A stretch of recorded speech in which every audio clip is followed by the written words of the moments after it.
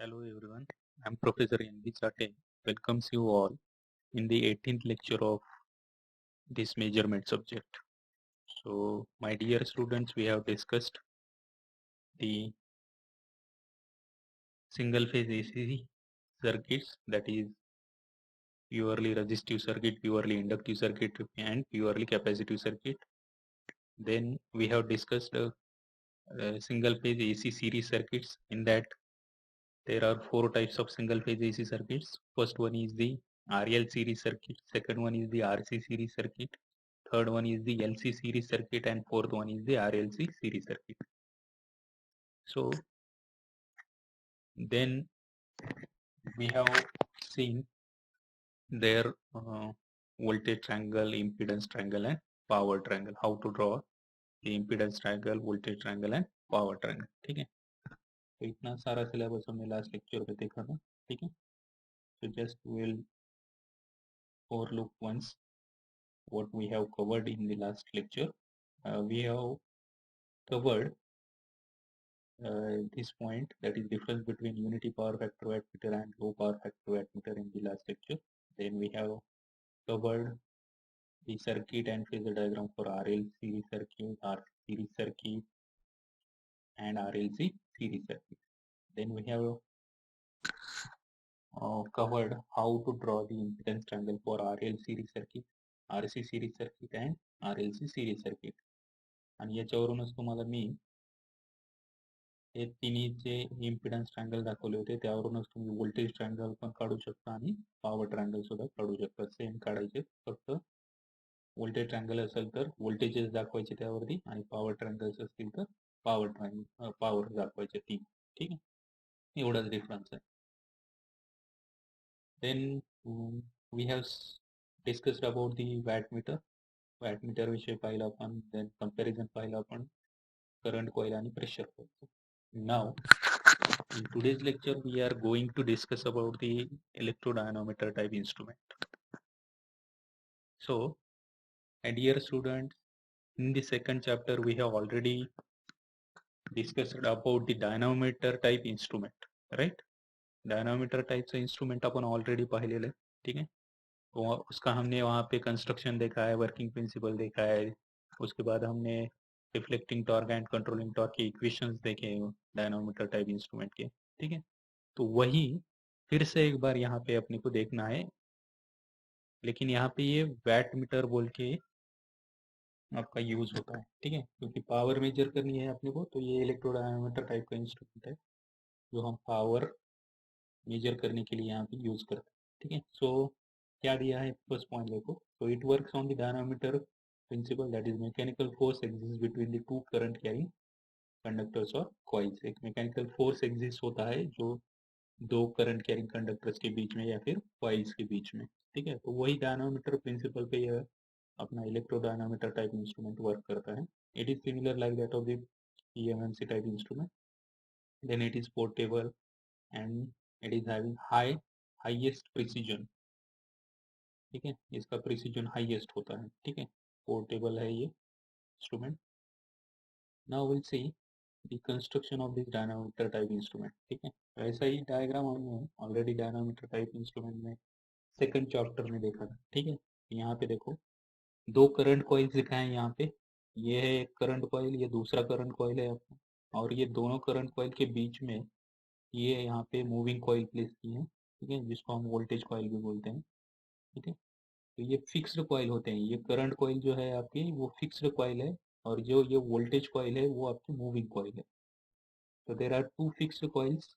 ठीक है, एक और दो, और ये एक आपकी मूविंग कॉइल है. ये मूविंग कॉइल पे आपका यहाँ पे पॉइंटर कनेक्ट किया हुआ है. ये आपकी कैलिब्रेटेड स्केल है.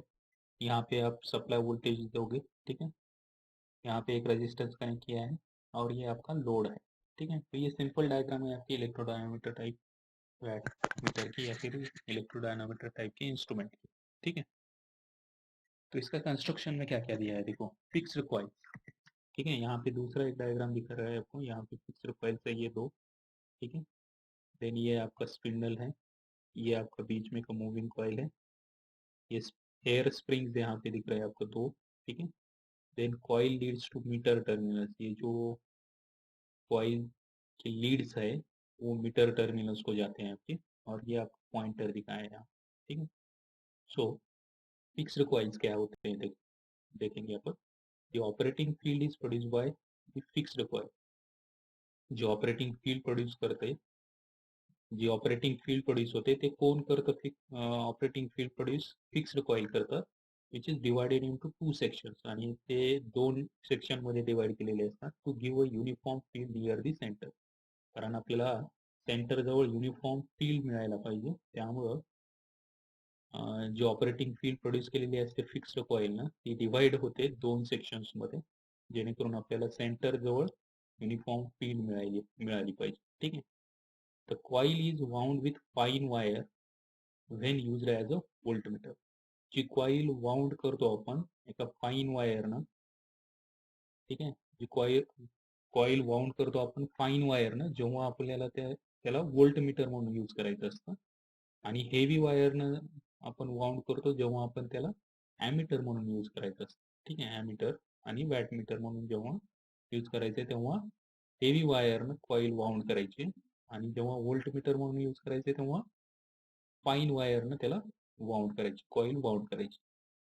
And the wire is standard, wire standard असायला पाहिजे आपलं. And when necessary to reduce eddy current losses in the conductor, आणि जेव्हा गरज असेल तेव्हा तिथले ईडी करंट लॉसेस सुद्धा आपल्या कंडक्टरमध्ये रिड्यूस करता आले पाहिजे, ठीक आहे. अशा टाईपचं एक वायर, स्टैंडर्ड वायर अपने यूज करें, क्लियर है, समझ में आया। तो फिक्स्ड कॉइल क्या होती है, जो ऑपरेटिंग फील्ड प्रोड्यूस की है आपके, जो ऑपरेटिंग फील्ड प्रोड्यूस होता है वो आपके फिक्स्ड कॉइल प्रोड्यूस करते हैं, ठीक है। और उसको हम 2 सेक्शंस में डिवाइड करते हैं ताकि आपकी यूनिफॉर्म फील्ड आपके सेंटर के नज़दीक आपको मिले। और जब हमें वो कॉइल हम फाइन वायर से वाउंड करते हैं, जब वो कॉइल हम फाइन वायर से वाउंड करते हैं, तब हमें वो वोल्टमीटर बोल के यूज़ करना है वो इंस्ट्रूमेंट को। और जब हम हेवी वायर से वाउंड करते हैं तब उसको हम एमीटर या फिर वैटमीटर बोल के उसको यूज़ कर सकते हैं।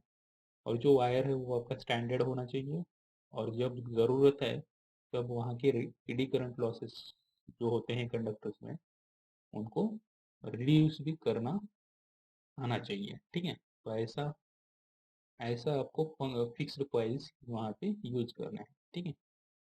सेकंड होती है आपकी moving coil. So the moving coil is wound either as a self sustaining coil or else on a non magnetic farmer.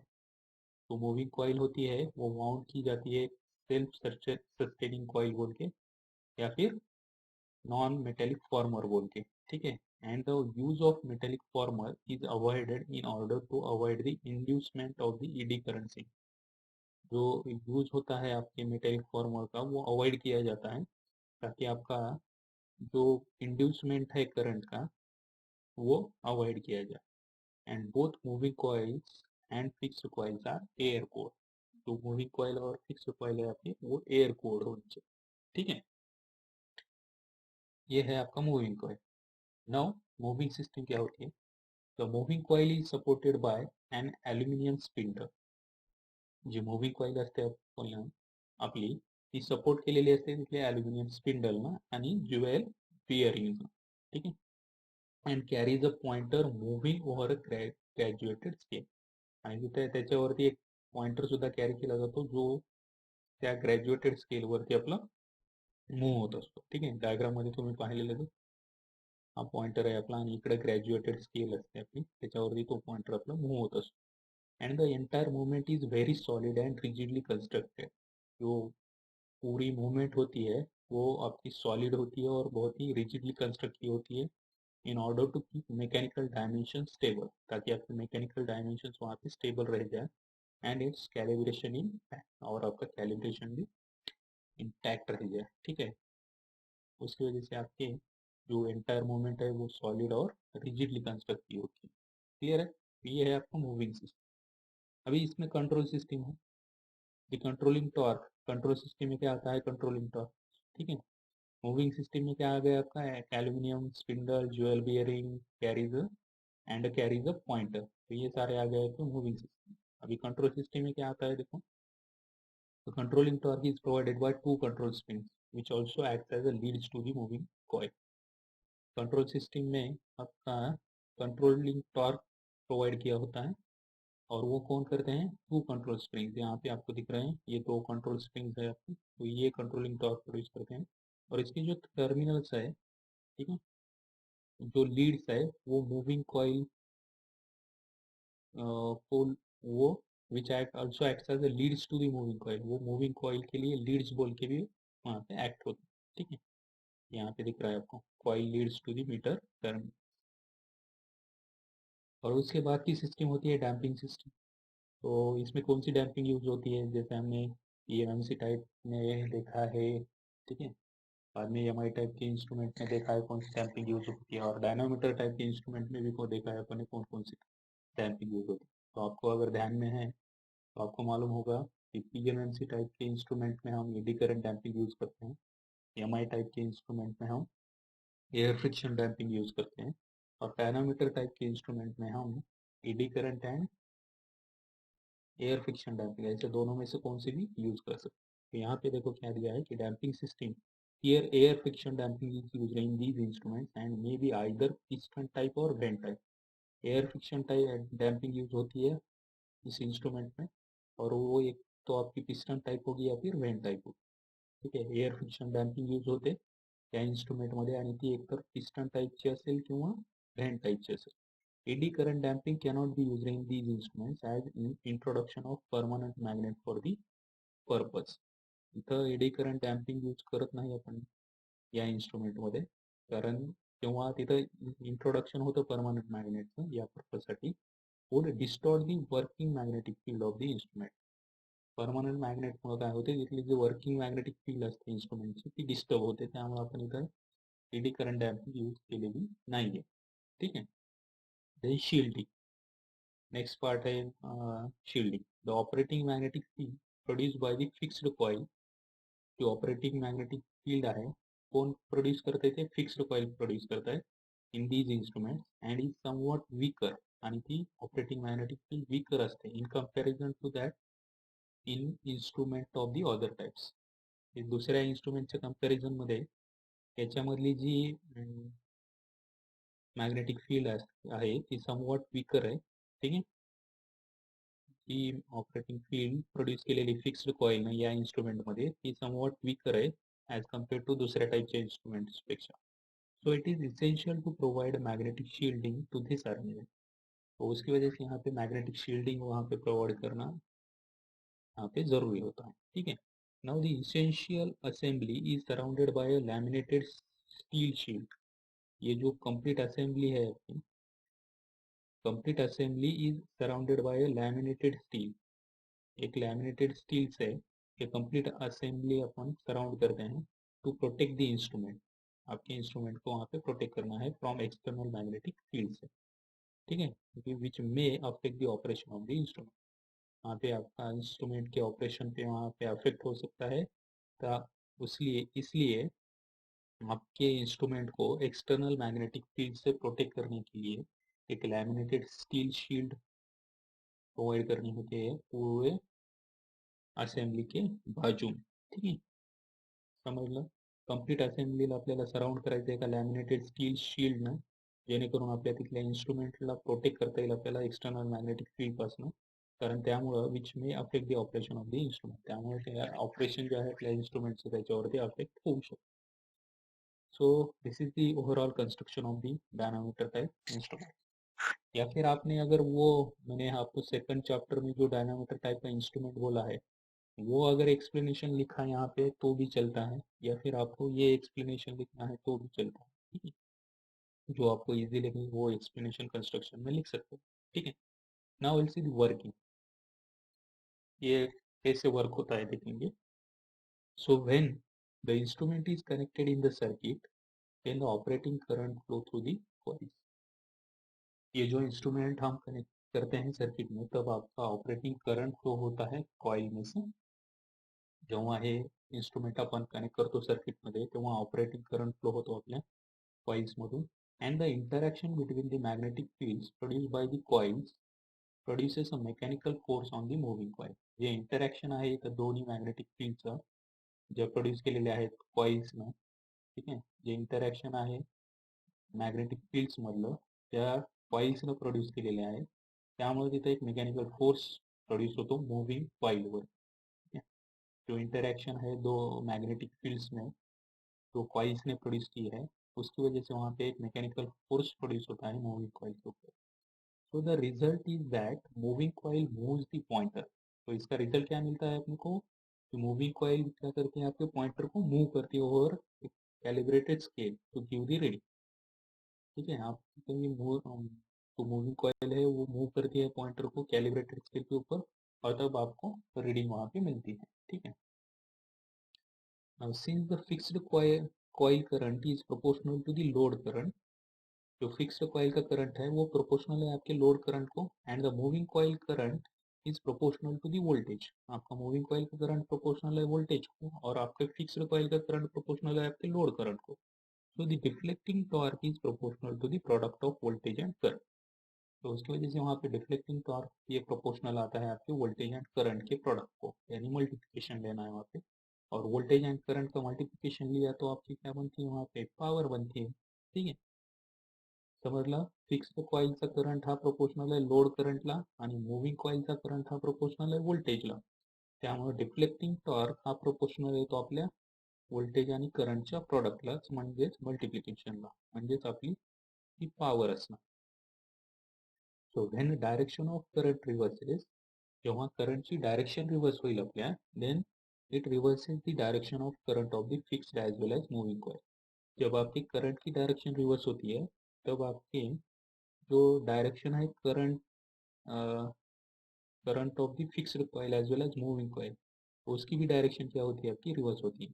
ठीक है, अगर डायरेक्शन जो है करंट की वो रिवर्स हो गई तो जो डायरेक्शन है आपके direction of current of fixed and moving coil उसकी भी डायरेक्शन क्या होती है आपकी रिवर्स होती है. So that the direction of deflecting torque remains unchange.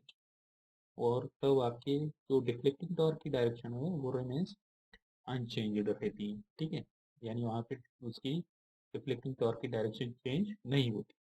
So hence these instruments can be used for measurement of AC and DC power.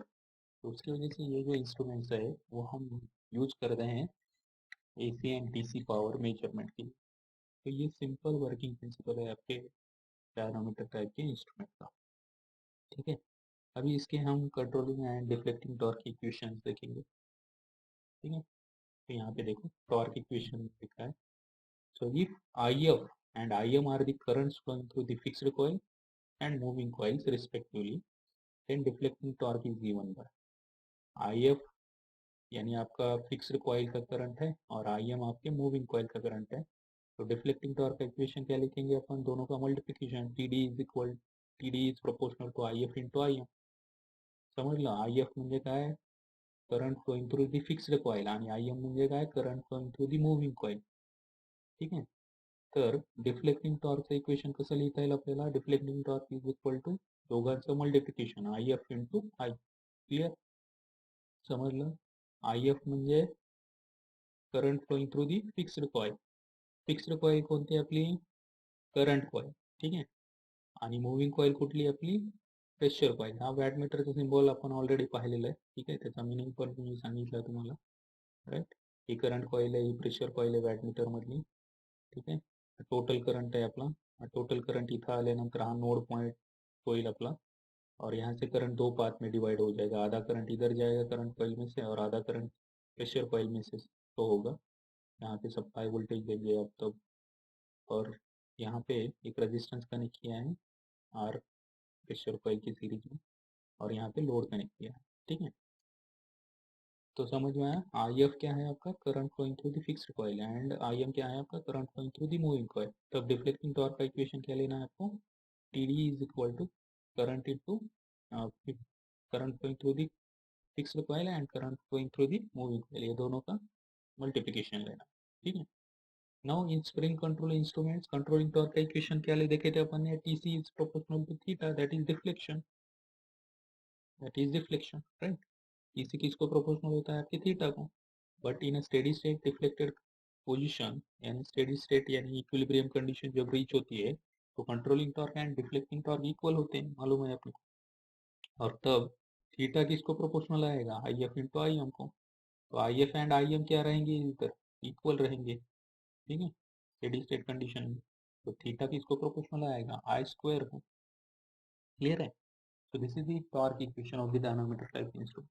अभी ये इसके क्वेश्चन ऐसा पूछते हैं आपको 4 मार्क के लिए, show that the torque produced in a single phase dynamometer type instrument या फिर वैटमीटर is proportional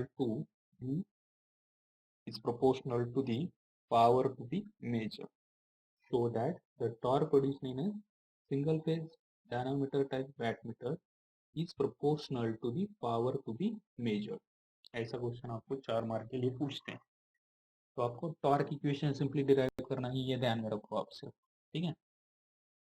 तो यहाँ पे देखो कैसे डिराइव किया है। The deflecting torque T D is directly proportional to the product of current through the current coil and current through the pressure coil and power factor that is cos phi, right।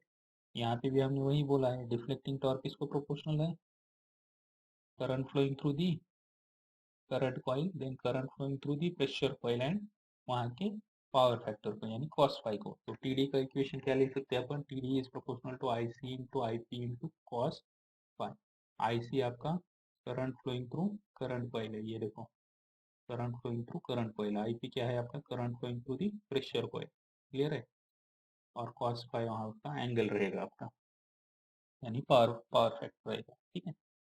Where I C is the current flowing through the current coil and load and I P is the current flowing through the pressure. Now here I C is equal to I L, यहाँ पे दिख रहा है आपको आई सी, यानी वो I L रहेगा आपका, लोड में से करंट फ्लो हो रहा है वही आपका करंट कॉइल में से करंट फ्लो हो रहा है, ठीक है। So I C is equal to I L बोल सकते हैं, I L is the current flowing through the load बोल सकते हैं अपन। तो I C is equal to I L लिख सकते हैं अपन, and I P is equal to V divided by R P, ठीक है। वी यानी सप्लाई वोल्टेज रहेगा आपका, V divided by R P यानी प्रेशर कॉइल का रजिस्टर, ठीक है, ये आर पी रहेगा। So V divided, Ohm's law है ना अपना, तो इक्वेशन क्या लिख सकते हैं अपन, I P is equal to V divided by R P, समझ में आया। So V is the voltage across the pressure coil and R P is the resistance of the pressure. Now we know that T D is proportional to I C I P into cos phi, ये equation लिखा है अपन ने ऊपर का यहाँ पे।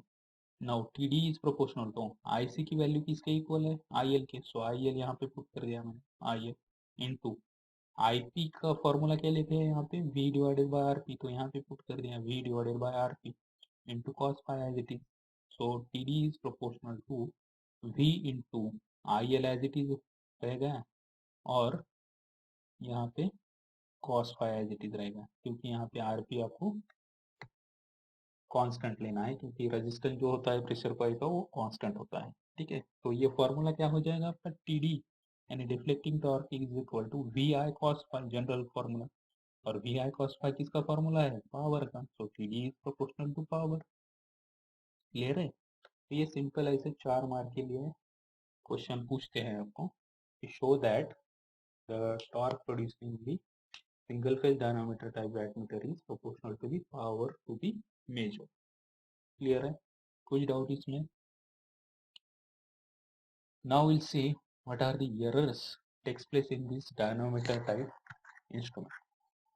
ये डायनामोमीटर टाइप जो इंस्ट्रूमेंट है या फिर वैटमीटर है, इसमें कौन कौन से एरर होते हैं वो देखना है। तो यहाँ पे 10 एरर दिखते हैं आपको।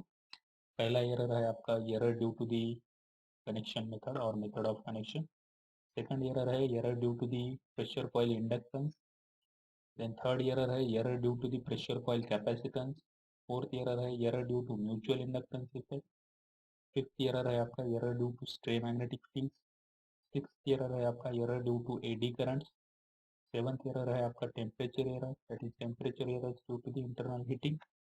आठवां एरर है आपका error due to the vibration of the moving system. Ninth error है आपका error due to the friction, that is due to the heavy moving parts.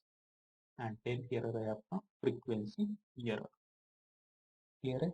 ये सारे 10 एरर्स ये इलेक्ट्रोडायनामोमीटर टाइप के वेक्टर में होते हैं, ठीक है। तो इसका भी क्वेश्चन आपको ऐसा पूछते हैं, what are the errors can be takes place in the electrodynamometer type instrument ठीक है, और स्टेट एनी 1 और 2 ईयर, ठीक है। ये सारे 10 में से आपको 1 या फिर 2 आपको एक्सप्लेन करने होते हैं, और आपको ये सारे टाइप्स लिखने होते हैं, एनलिस्ट करने होते हैं टाइप्स, और कौन से भी 2 एक्सप्लेन करने को बोलते हैं, ठीक है। तो ऐसा क्वेश्चन आपके मेन एग्जाम में पूछते हैं, क्लियर है।